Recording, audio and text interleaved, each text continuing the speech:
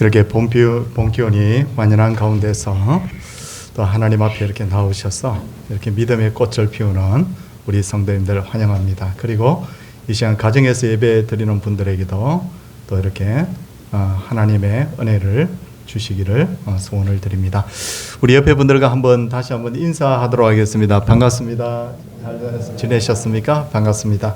이제 다 함께 묵상 기도함으로 주일 일부 예배를 하나님께 드리도록 하겠습니다.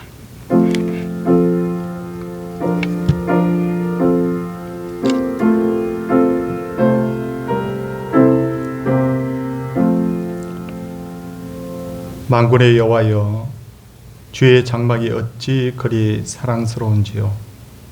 내 영혼이 여호와의 궁정을 사모하여 쇠약하며 내 마음과 육체가 살아계시는 하나님께 부르짖나이다. 아멘.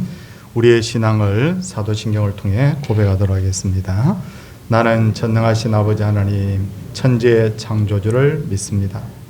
나는 그의 유일하신 아들 우리 주 예수 그리스도를 믿습니다.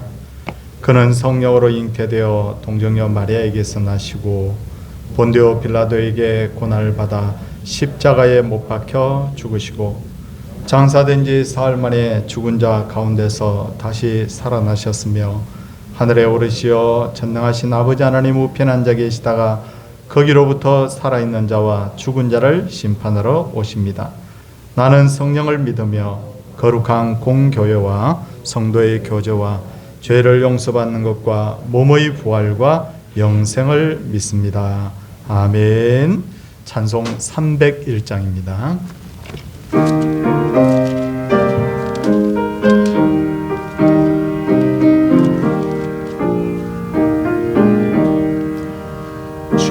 지금까지 지내온 것 주의 크신 은혜라 한이 없는 주의 사랑 어찌 이루 말하랴. 자나깨나 주의 손이 항상 살펴주시고 모든 일을 주 안에서 형통하게 하시네. 몸도 마음도 연약하나 새 힘 받아 살았네.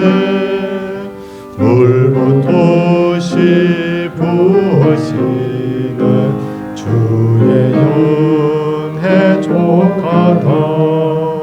사랑 없는 거리에 나 험한 산길 헤맬 때 주의 손을 굳게 잡고 찬송하며 가리라. 주님 다시 배월하리 날로 날로 다가와 무거운 짐 주께 맡겨 멋을 하도 멀잖네. 나를 위해 예비하신 고향 집에 돌아가 아버지의 품 안에서 영원토록 살리라. 아멘. 예, 정훈 집사님께서 기도 인도하시도록 하겠습니다.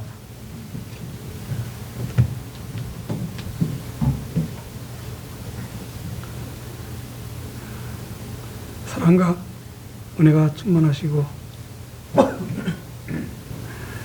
참 좋으신 아버지 하나님, 지난 한 주간 또 저희를 지켜주시고 보호하시고 오늘 주일을 맞아요 아버지에게 나와서 예배드리도록 인도하여 주시니 감사드립니다. 찬양과 경배를 드리니 기쁘게 받아주시옵소서. 아버지 하나님, 먼저 저희 지난 날을 되돌아봅니다. 하나님의 자녀로서 그리스도 안에서 순전하게 살아야 할 저희들이 저 육에 속한 자와 마찬가지로 세상 이익을 쫓아 살면서 알고 짓는 죄 모르고 짓는 죄 많았음을 자복하고 회개합나이다.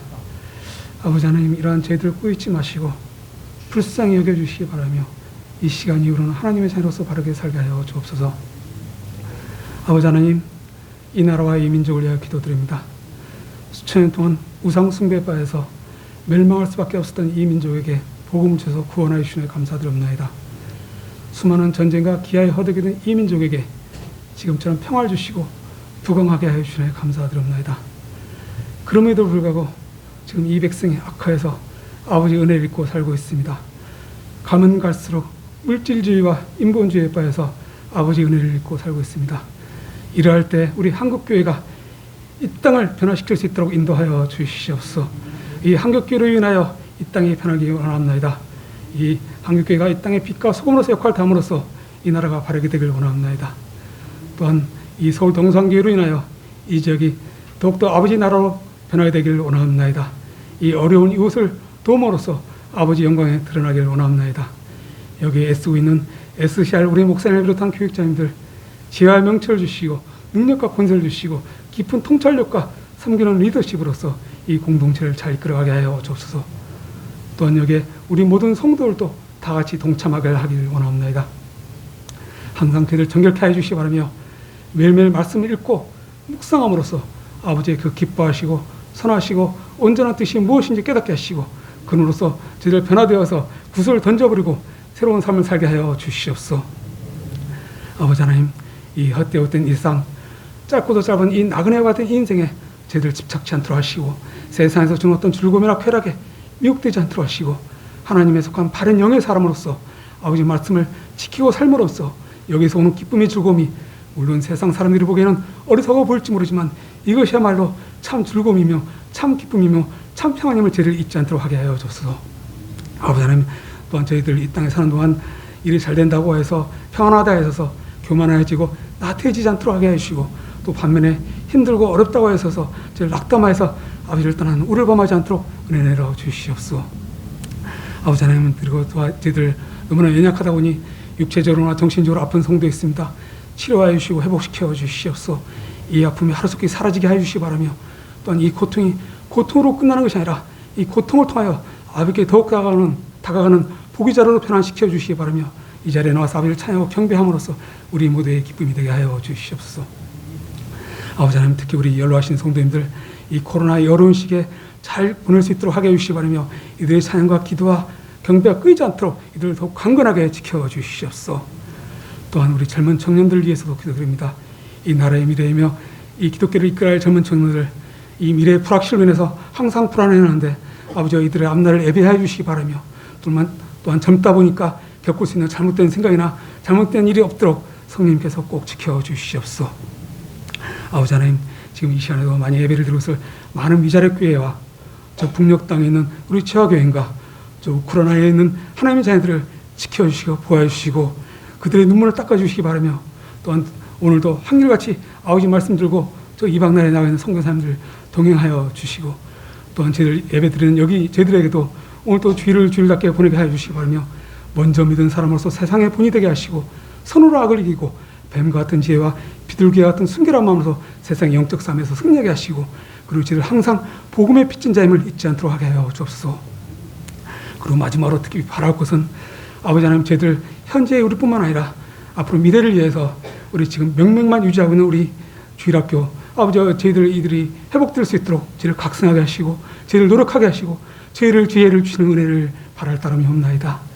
아버지 하나님, 그리고 그 무엇보다도 이 예배 아버지 홀로 영광 받기 원하며 이 모든 것을 예수님 이름으로 기도드려 싸움나이다. 아멘.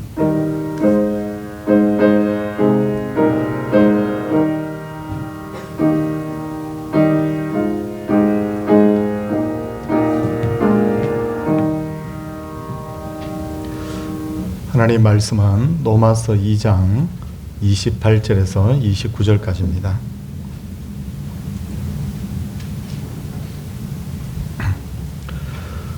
무릇 표면적 유대인이 유대인이 아니요 표면적 육신의 할례가 아니니라.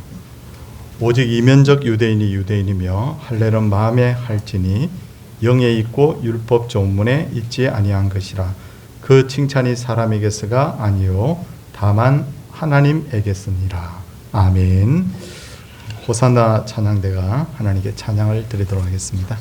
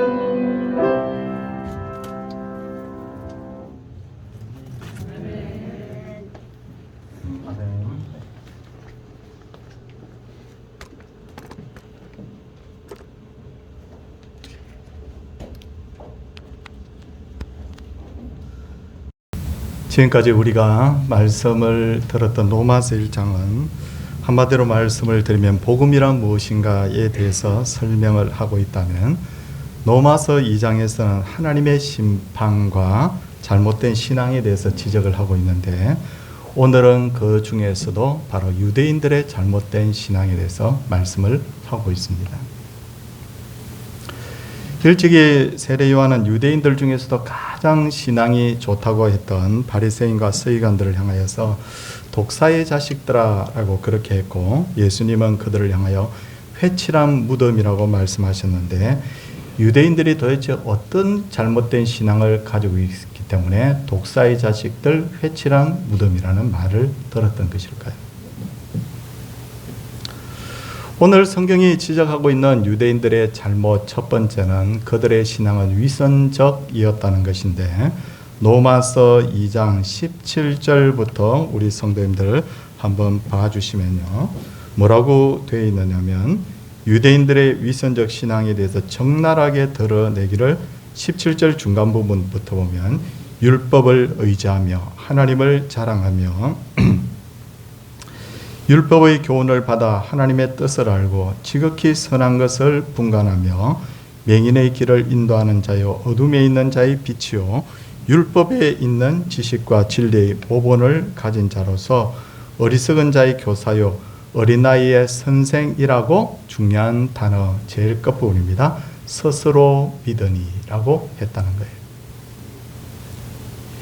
지금까지 한 말은 유대인들이 실제로 그런 존재였다는 것이 아니라 자기들이 그렇게 생각하고 있었다는 거죠. 우리는 율법을 의지하고 하나님 자랑하고 율법의 교훈을 받아 하나님의 뜻을 하고, 이거 전부 다 나열된 것이 자기 스스로 그렇게 믿고 있었다는 것입니다. 몇 가지 예를 들면 유대인들은 자신들만이 하나님과 교통하는 민족이라고 생각했죠. 그래서 하나님께서 자신들에게 성경을 주셨다라고 그렇게 주장을 했고, 그리고 유대인들은 자신들만이 택함을 받은 백성이고 다른 사람들은 전부 다 지옥의 불쏘시개로 쓰기 위해서 만들었다. 그래서 다른 이방인들을 향하여서 유대인들은 개라고 그렇게 불렀습니다. 너희들은 개야, 그렇게 불렀다는 거죠. 더군다나 유대인들은 자신들이 세계에서 가장 선한 민족이라는 도덕적 우월의식을 가지고 있었습니다. 그런데 하나님이 보시기에는 이 모든 것이 바로 착각이고 위선이었다는 것이요. 그래서 스스로 믿으니라고 하면서 그들의 잘못된 신앙을 지적을 하고 있습니다. 그렇다면 유대인들의 실제 모습은 어땠을까요? 성경에 몇 가지 예가 나와 있는데, 예수님 당시의 유대인들은 겉과 속이 다른 사람들이었죠. 남을 구제할 때 그들은 회당이나 큰 거리에서 바로 사람들에게 돈을 나누어 주는데, 우리는 우리 이름 드러내려고 돈 나누어 주는 거 아닙니다 라고 하면서 돈을 딱 들고는 이렇게 뒤로 이렇게 가지고 있었다는 거예요. 누구든지 나는 안 볼 테니까 누구든지 필요한 사람은 돈을 가지고 가시오. 그럴듯하죠. 자기 이름 드러내지 않는다는 거죠. 근데 여기서 뭐가 문제냐면 이 장소가 사람들이 많이 모이는 회당과 큰 거리였다는 거예요. 그러면 그 장면을 본 많은 사람들이 야, 저 사람 참 선한 일 하는구나 라고 지나가는 사람들이 다 그렇게 보지 않습니까? 그래서 예수님께서는 뭐라고 말씀을 하셨느냐면 오른손이 하는 것을 왼손이 모르게 하라. 그렇게 그 장면을 보고 그런 말씀을 하신 거죠. 그리고 유대인들은 금식 기도를 할 때면 제대로 씻지 않고 아주 초췌한 얼굴로 거리를 누비고 다녔습니다. 그러면 그 사람들이 야, 저분 참 신앙 정말 좋은 것 같아. 얼굴이 왜 저럴까? 아, 금식 기도하고 있는 중이래. 그렇게 말하는 거예요. 그래서 예수님께서는 금식 기도할 때는 머리에 기름 바르고 얼굴을 깨끗이 씻은 후에 하라고 말씀하셨고, 기도할 때는 막 사람들이 보는데 막 돌아다니지 말고 골방에서 은밀하게 그렇게 기도하라. 그렇게 말씀을 하신 것입니다. 지금도 유대인들은 머리에 카파라고 하는 작은 접시 모양의 모자를 쓰고 다니는데, 카파는 하나님이 함께 하신다라는 뜻을 가지고 있습니다. 그런데 유대인들 중에는 카파를 쓰고 있으면서 나쁜 짓 하는 사람 굉장히 많아요. 이들 유대인의 모습은 한마디로 회칠한 무덤과 같았습니다.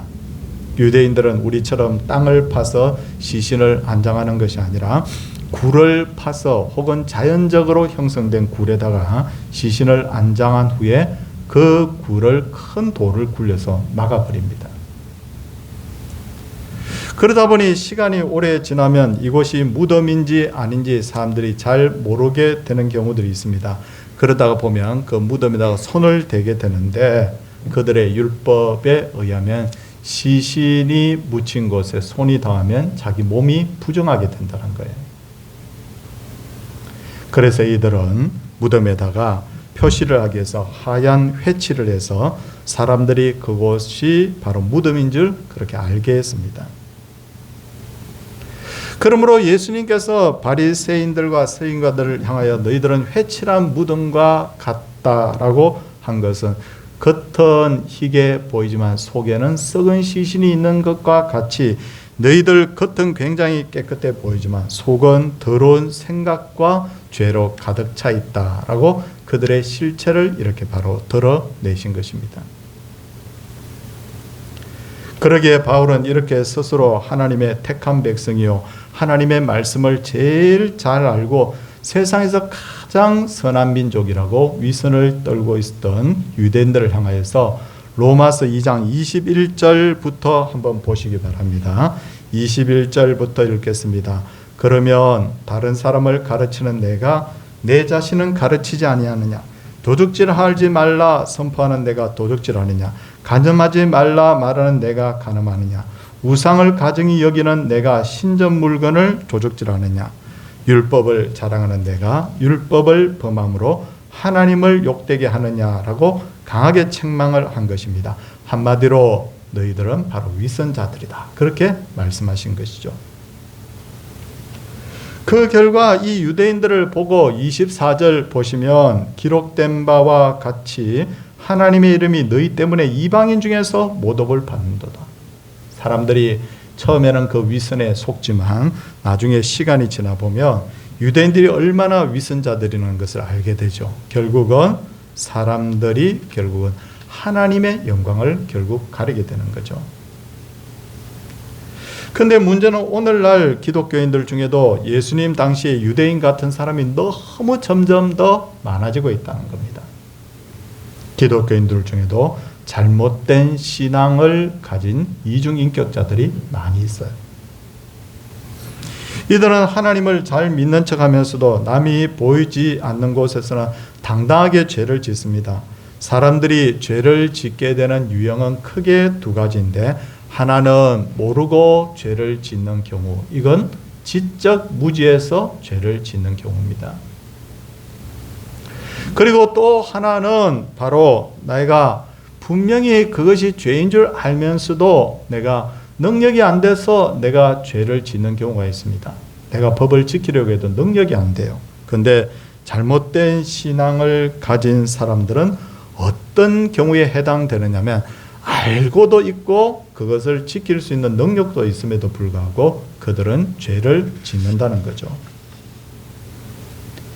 기독교인들 중에는 문화와 신앙을 구분하지 못하는 자들도 있습니다. 제 동기 목사님 중에 저보다 나이는 조금 더 적은 목사님인데 영국의 선교사로 그렇게 활동하는 분이 계세요.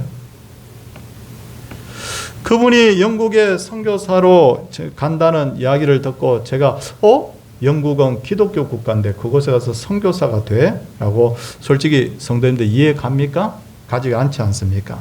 저도 처음에는 이해가 가지 않았어요.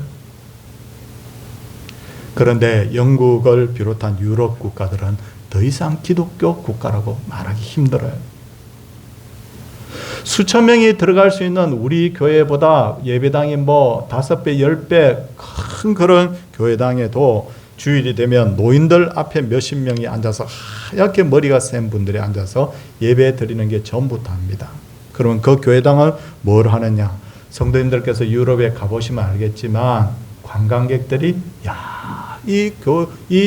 성당, 이 교회 이러면서 사람들이 구경하잖아요. 그곳이 뭐냐면 사실은 하나님께 예배하던 곳이었잖아요. 관광객을 위해서 만들어진 장소가 아니라. 그런데도 그들은 유럽인들은 자신들이 기독교인이라고 말합니다. 기독교 문화에 살다 보니 자연히 자신을 기독교인들이라고 그렇게 생각을 하는 거죠. 과거에 우리나라에도 이런 일이 있었는데 과거에 우리나라도 당신의 종교가 무엇입니까? 라고 그렇게 물으면 한 번도 절에 구경은 가지만 불경 드리러 가지 않는 사람들이 자기의 신앙을 나는 불교인입니다 라고 말하는 경우와 비슷하다는 거죠. 기독교 문화에서 태어났다고 해서 자동적으로 기독교인이 되는 것이 아니죠. 진정으로 예수 그리스도를 내가 마음에 영접하고 입술로 고백할 때 내가 진정으로 기독교인이 되는 것입니다. 오늘날 또 기독교인들 중에는 하나님의 눈보다 사람의 눈을 더 의식하는 자들이 있어요. 사람으로부터 칭찬을 받으려 하고 사람들이 보내는 평가, 다시 말해서 야, 저 사람 참 괜찮은 사람이야, 이걸 하나님의 칭찬보다 더 중요하게 여기는 사람이 있습니다. 그런데 우리가 꼭 아셔야 될 것은 하나님은 상대 평가를 하시는 분이 아니라 절대 평가를 하시는 분이라는 거예요. 하나님은 하나님과 그분의 아들이신 예수님을 마음에 영접한 누구든지, 성경이 그렇게 말하고 있지 않습니까? 누구든지 예수 그리스도를 주로 믿고 고백하면 구원을 받는다. 하나님이 정해놓은 절대평가 기준을 딱 충족하게 되면 구원받는다는 거죠. 내가 누구보다 더 선한 일을 많이 했다, 인격적으로 더 성숙하다, 내가 다른 사람보다 더 성실하고 훌륭한 일을 많이 했다, 다른 사람들로부터 내가 칭찬을 받고 있다, 그런 어떤 내가 누구보다 더 낫다고 하는 그것은 절대로 구원의 충족 조건이 안 된다는 거지 않습니까? 그런 의미에서 우리가 이 유대인들로부터 배워야 될 첫 번째 타산지석의 교훈은 겉과 속이 같은 신앙인이 돼야 된다는 거예요. 크게 둘째로 유대인들은 행함이 없는 형식적 신앙인들이었습니다. 25절 성도인들 보시면 성령께서는 바울의 입을 통해서 뭐라고 말씀하시느냐면, 내가 율법을 행하면 할례가 유익하나 만일 율법을 범하면 내 할례는 무할례가 되느니라, 그렇게 말씀하고 있습니다. 유대인들은 할례를 하나님의 백성이라는 표시로 여겼고 할례만 받으면 다 천국에 갈 수 있다고 생각했습니다. 그래서 이들은 아이가 태어나면 율법의 기준을 따라서 8일 만에 다 할례를 행했습니다.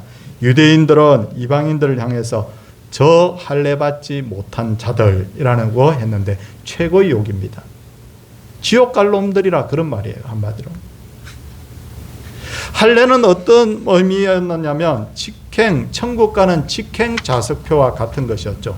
그러므로 오늘 성경에서는 내가 율법을 행하면 할례가 유익하나 만일 율법을 범하면 내 할례는 무할례가 되느니라 라고 한 것은 하나님의 말씀인 율법을 지키지 않으면서 할례만 행한다고 하면 너희들이 생각하는 그 할례가 천국 지키는 그가 아니라는 거예요. 결국 뭐냐? 그것은 효력이 없는 무할례가 된다. 다시 말해서 할례 받은 것 자체가 하나님의 말씀 지키지 않으면서 할례만 받으면 그 할례 받은 것이 무할례, 무효가 된다는 거예요. 왜 그런가 하면 형식적 신앙은 가짜 신앙이기 때문에. 저는 오래전에 성경 야고보서를 읽으면서 심각한 갈등을 한 적이 있습니다. 성도님들 아시다시피 야고보서 진짜 좋은 성경이에요. 엄청난 영감과 교훈을 주는 성경이에요. 이해하기도 좋고. 근데 문제는 야고보서의 그 흐름 자체가 뭘 강조를 하고 있느냐면 행함을 너무 강조하고 있다는 거예요. 그래서 저는 어떤 생각이 들었냐면 성경 전체가 믿음으로 구원을 받는다고 했는데 야고보서는 행함으로 구원받는 듯한 말을 하고 있으니 이게 굉장히 제 마음에 갈등을 불러일으켰습니다. 그런데 많은 책들을 읽으면서 보니까 옛 믿음의 선조들도 저와 같은 고민을 했더군요. 그래서 상당히 많은 분들은 성경 전체, 특히 로마서, 갈라디아서 같은 경우에는 믿음을 강조하고 있고 야고보서는 행함을 강조하고 있다고 주장하기도 했습니다. 정말 그런가? 야고보서를 자세히 읽어보면 절대로 그렇지 않습니다. 야고보서의 전체 흐름도 뭐냐면 행함은 믿음을 꾸며주고 있어요. 그 본질 주제가 뭐냐면 믿음이라는 것을 알 수가 있습니다. 그렇다면 야고보서에서 강조하는 믿음은 뭔가? 이게 오늘 핵심 키포인트인데 행함이 있는 믿음. 여기서 뭐가 뭘 꾸며주고 있어요? 행함이 믿음을 꾸며주고 있다. 그래서 야고보서에서는 핵심적 말씀이 2장 26절인데 행함이 없는 믿음은 죽은 것이라. 행함을 강조하는 것이 아니라 믿음을 강조하고 있어요. 예수님 당시에 유대인들은 행함이 없이 말만 잘하는 사람들이었죠. 그래서 예수님께서는 제자들을 향하여 무슨 말씀을 하셨느냐면 그러므로 무엇이든지 그들이 말하는 바는 행하고 지키되 그들이 행하는 행위는 본받지 말라. 그들은 말만 하고 행하지 아니하느니라 하고 특별히 그 바리새인들의 그 잘못을 지적을 하고 있습니다. 유대인들 특히나 바리새인들은 거의 틀린 말을 하지 않았습니다. 자, 요즘 절에 가도 틀린 말 안 하듯이 이 바리새인들 서기관들도 사랑해라, 구제해라, 용서해라, 섬겨라, 헌신하라, 효도해라 다 옳은 말만 했습니다. 그런데 예수님이 뭐라고요? 그들이 말하는 거 우리 지켜도 돼. 그렇게 말하잖아요. 그런데 그들의 행위는 본받지 말라.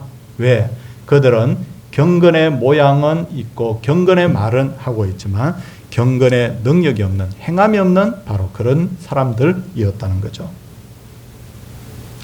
지난주에도 제가 성 프란시스코에 대해서 말씀을 드렸는데 다시 강조하지만 사람 이름 앞에 성자 붙이는 거 절대 아닙니다. 세인트 붙일 수 없어요. 거룩하신 분은 주 예수 그리스도밖에 없죠. 자, 그런데 어쨌든 이해를 돕기 위해서 성 프란시스라고 말하겠습니다. 성 프란시스 아주 소문난 성자라고 하는 그런 별명을 가졌던 사람인데 어느 날 제자들에게 우리 마을로 가서 수도원에 있다가 마을로 가서 우리 전도하자라고 그렇게 말합니다. 그래서 제자들과 함께 성 프란시스코는 마을로 내려갔는데 마을에 내려가자마자 시장을 한 바퀴 쭉 둘러보더니 코를 흘리고 있는 어린아이의 코를 닦아주는 거예요. 그리고 무거운 짐을 지고 가는 노인의 짐을 들어주는 거예요.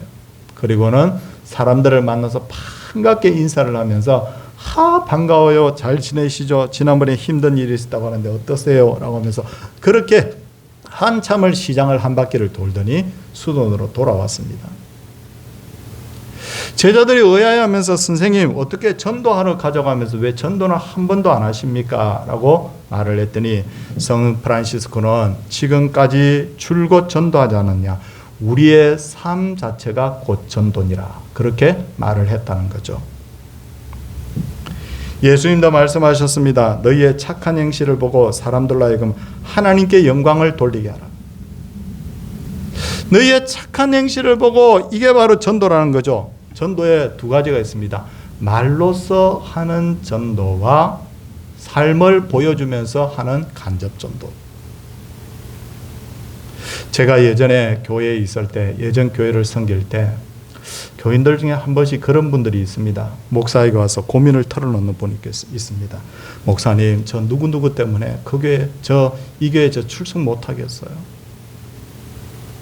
근데 목사는 이 말 들으면 굉장히 힘듭니다. 왜냐하면 그렇다고 해서 누구누구 때문이라는 그 누구누구를 불러다가 왜 그렇게 했느냐고 이렇게 말은 못하잖아요. 그냥 입을 다물고 있을 수밖에 없잖아요. 그냥 위로해주고 그럴 수밖에 없는데 그럴 때 진짜 솔직히 괴롭고 마음 아파요. 그런 일들이 몇 번 있었어요. 근데 어느 날 새신자가 저희 교회에 등록을 했는데 제가 새신자실에서 그분하고 이야기를 쭉 주고받는데 그분이 저한테 뭐라고 말하느냐면 목사님, 저는 이 교회에 다니는 누구누구 때문에 제가 이 교회에 등록하게 됐다는 거예요. 새신자가 말했던 그 누구누구가 바로 우리 교회 집사님이었어요. 근데 그분이 상당히 희생적인 분이었어요. 그분은 늘 양보하고 모범된 삶을 살고 참 이 이기적인 이 사회에서 늘 베풀려고 하는 그 분. 과연 그분 때문에 이분이 오셨구나. 제가 그때 굉장히 많이 위로를 받고 목회하는 것 자체가 정말 보람을 느꼈던 적이 있어요. 오늘날 문제를 일으키는 목회자들과 교인들이 얼마나 많습니까? 이런 사람들 때문에 하나님의 영광을 가리게 되고 이런 사람들 때문에 나 저 사람 때문에 예수 안 믿을 거예요 라고 한다면 그 책임을 어떻게 다 하시겠냐는 거죠. 성도님들, 우리가 진짜 말로서 복음 전하는 것도 중요하지만 행동을 통해서, 삶을 통해서 예수 그리스도를 우리가 보여주는 것 굉장히 중요하죠. 이제 로마서 2장 28절 29절 한번 보겠습니다. 오늘 본문 말씀입니다. 지금까지 설교를 잘 들었다면 이제 이해가 완전히 갈 겁니다. 무릇 표면적 유대인이 유대인이 아니요 표면적 육신의 할례가 할례가 아니니라. 오직 이면적 유대인이 유대인이며 할례는 마음에 알지니 영에 있고 율법 조문에 있지 아니한 것이니라. 할례 받았다고 해서 진짜 하나님의 택한 백성이 아니라 마음에 할례 받은 자. 마음에 할례 받은 자는 뭐냐면 바로 그 마음에 진정 하나님을 경외하는 자, 하나님을 진정으로 믿는 사람, 그 사람 말하는 거죠. 그 사람이 진짜 할례 받은 백성이라는 거예요. 그렇다면 마음에 할례 받은 사람은 어떤 사람인가라고 방금 제가 말씀드렸는데 다시 한번 정리하면 하나님 경외하는 사람, 하나님 말씀대로 살기 위해서 몸부림치는 사람. 일본에 제가 자주 가지는 않았지만 일본이 우리 노예하고 자매 결연을 맺고 있기 때문에 우리 노예 임원들이 이제 일본에 1년에 한 번씩 가고 또 그쪽에서 한 번씩 오고 이렇게 합니다. 그래서 제가 일본 갈 일이 종종 있었죠. 근데 제가 일본 가서 느낀 것 중에 하나는 뭐냐면 포장지에 속지 말자. 제가 이겁니다. 왜냐하면 일본은 뭘 선물을 하나 주면 이 포장지가 어마어마합니다.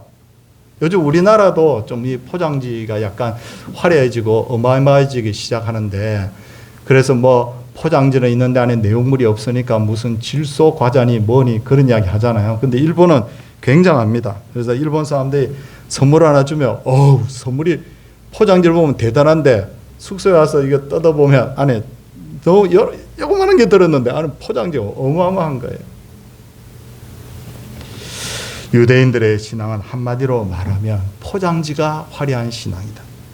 잘 믿는 척, 신앙이 좋은 척 했지만 실제로는 하나님을 경외하지도 않았고 성경 말씀대로 살지도 않았습니다. 하나님은 사람을 외모로 평가하지 않으시고 중심을 보시는 분인데 하나님 앞 보시기에 그들은 실격이에요. 그렇다면 유대인들은 왜 이렇게 신앙적 우월의식에 빠져 있었을까? 앞에도 잠깐 제가 말씀을 드렸지만 크게 세 가지로 정리를 하면 첫째, 그들은 하나님의 부름을 받은 가장 먼저 하나님의 부름을 받은 민족이다. 맞는 말이죠. 하나님 유대 민족 제일 먼저 불렀어요. 두 번째, 언약의 표시로 할례 받은 민족이다. 세 번째, 하나님의 말씀을 가장 먼저 받은 민족이다. 특별히 십계명 받았고 그 위에 율법 받았고 성경을 받은 민족이다. 이 부분에 있어서 그것 자체는 아주 중요합니다. 그것 자체를 과소평가할 수는 없어. 3장 1절 2절 보겠습니다. 3장 1절 2절 보니까 그런즉 유대인의 나음이 무엇이며 할례의 유익이 무엇이냐. 범사에 많으니 우선은 그들이 하나님의 말씀을 맡았음이니라. 하나님 말씀 맡은 민족, 유대인. 맞아요. 그렇죠? 성경도 인정합니다. 그렇다면 왜 하나님께서 유대 민족을 가장 먼저 불렀고 왜 성경 말씀 주시고 왜 할례를 그들에게 하라고 하셨을까? 성경이 왜 그렇게 그 이유를 설명하고 있어요. 그 이유는 뭐냐면 자랑하라고 우월의식 가지려고 그걸 주신 것이 아니라 하나님께서 그들을 딱 기억하십시오. 제사장 나라로 세우셨다. 제사장 나라. 제사장 나라는 오늘날로 말하면 목회자와 어떤 비슷한 위치라고 할 수 있겠죠. 그렇다면 제사장 나라가 하는 일이 뭐냐? 세 가지 정도 저는 요약을 할 수 있다고 봅니다. 첫째, 제사장 나라가 해야 되는 건 뭐냐면 일반 성도들보다 신앙의 모범 보이는 거. 맞죠? 나보고 나처럼 믿어야 돼. 이거 보여줘야 돼요, 사실은. 두 번째, 제사장 나라로 세우신 이유가 뭐냐면 백성들을 대신해서 하나님 앞에 예배하고 백성들 위해서 기도해주고 함께 백성들과 어울려서 예배하는 거. 그렇죠? 그게 두 번째예요. 세 번째, 제사장 나라가 해야 될 일이 뭐냐 하면 하나님의 말씀을 사람들에게 전해서 그들의 영혼을 구원하고 하나님 말씀대로 살게 하는 것. 맞죠? 그거 해야 돼요. 유대 민족이 뭐라고요? 제사장 나라. 성경에 나와 있어요.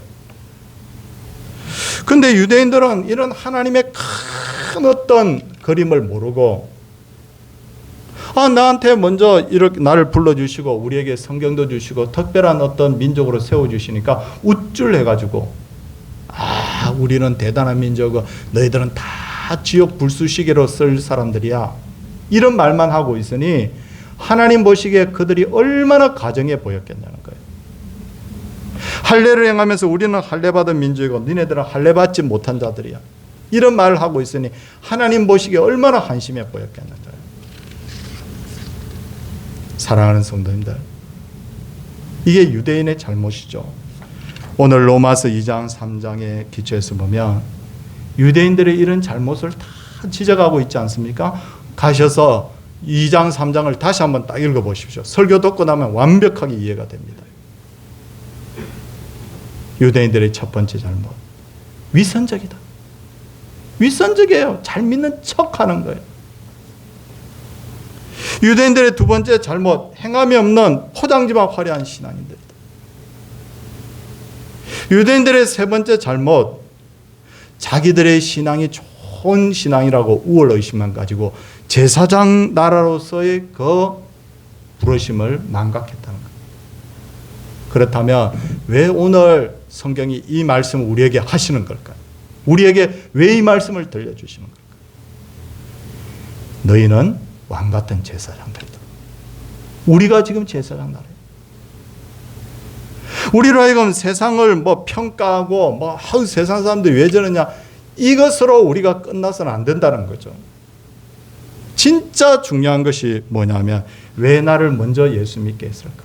왜 오늘 이 성경 말씀을 내 눈으로 보고 듣게 했을까?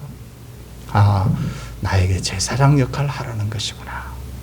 정말 우리가 바르게 믿어야 됩니다. 할례 행했다고 구원받지 못하는 것처럼, 마음에 할례 받아야 되는 것처럼 바른 신앙 가지지 못하면 하나님의 구원과 멀어지는 거죠. 그래서 이 유대인들의 이 삶이 타산지석이 되어서 바른 신앙, 진실한 신앙으로 우리가 하나님 섬기는 그런 귀한 주의 백성들 되기를 주의 이름으로 축원을 드립니다. 찬송하도록 하겠습니다. 423장입니다.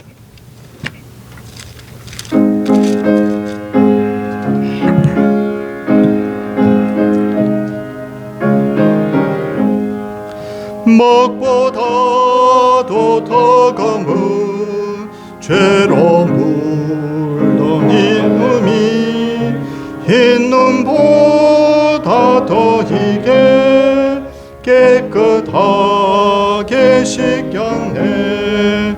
주의 보혈 흐르는데 믿고 뛰어나가 주의 은혜 내가 입어 깨끗하게 되었네. 모든 의심 걱정과 두려움이 사라져 슬픈 반씩 변하여 기쁜 찬송 되었네. 주의 보혈 흐르는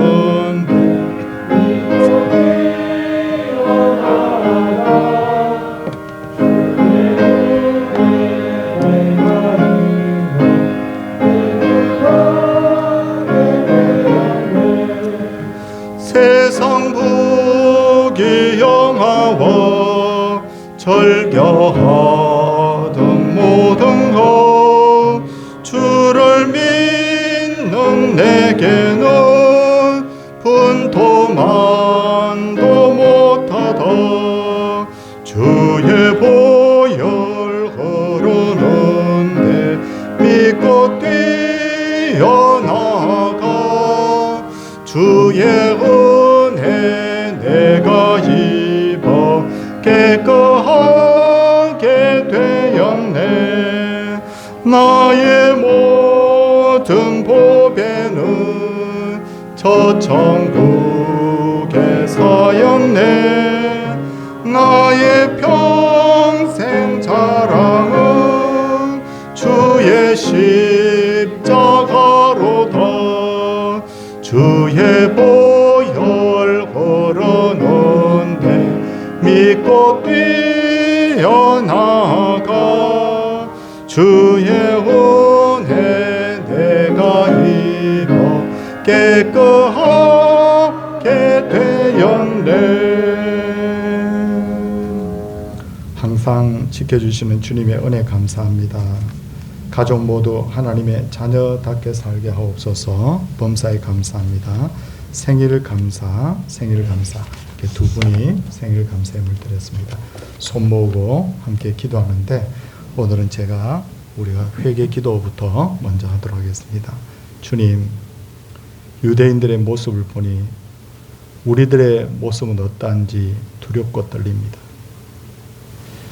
내가 정말 먼저 예수 믿고 하나님 말씀 먼저 듣고 읽어서 알고 있고, 내가 먼저 주의 백성이라는 그런 인치심을 받았는데 나는 어떤 존재였는지, 혹 이것 때문에 나는 천국 가고 나는 복을 받고 잘 되고 저 세상 사람들은 어떻게 되든지 관계없다고 살지 않았는지, 혹은 이것 가지고 내가 잘못된 어떤 우월의식에 빠져 있지는 않았는지 반성하기를 원합니다.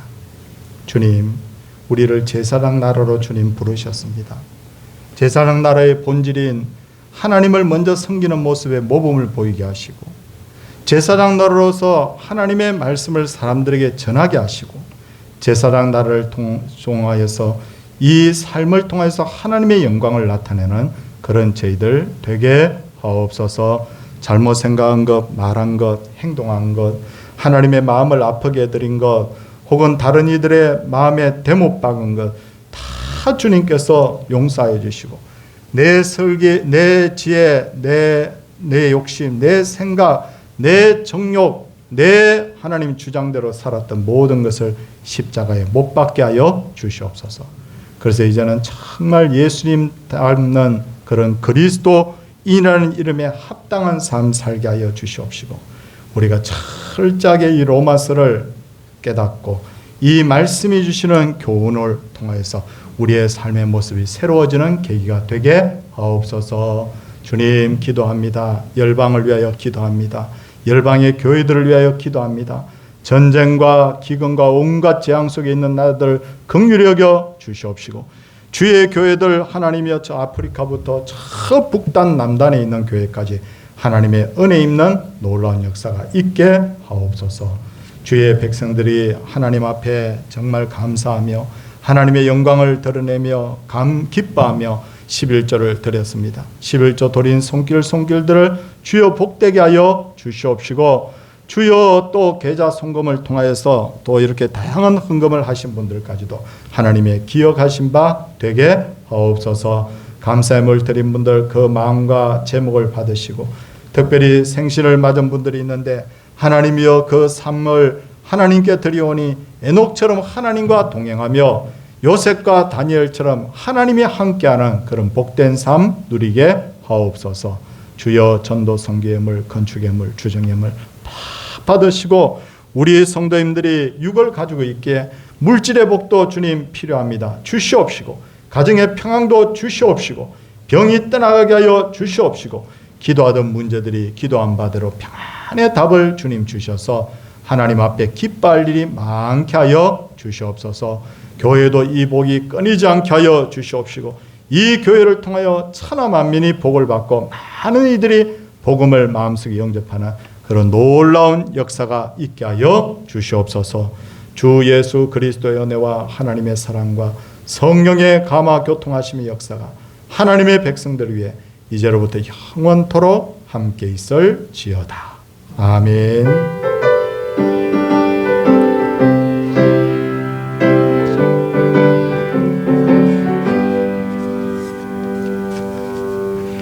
저희 앞에 광고 드리도록 하겠습니다.